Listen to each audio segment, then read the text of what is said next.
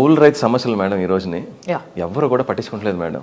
మీలాంటి వాళ్ళు మీ నెక్స్ట్ మీరు చేసే ఏ ఇంటర్వ్యూ చేసినా కానీ ఈ పొలిటీషియన్ అందరినీ మేడం వాళ్ళందరినీ కౌలు రైతు బాధలు చాలా ఉన్నాయి మేడం. నా నెక్స్ట్ పోరాటం అదే మేడం.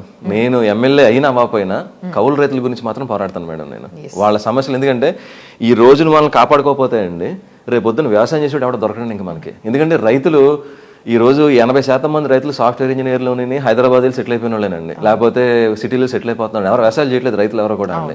కౌలు రైతులే మెజారిటీ చేస్తున్నారండి. వాళ్ళకి కౌలు కార్డు ఇష్యూస్ ఉన్నాయండి.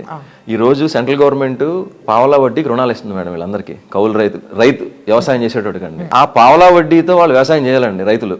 కానీ వ్యవసాయం చేస్తుంది ఎవరండి? కౌలు రైతులు చేస్తున్నారండి. వాళ్ళకి పావలా వడ్డీకి రుణాలు రావట్లేదండి. వాళ్ళు 3 రూపాయల వడ్డీకి వ్యవసాయం చేస్తున్నారండి.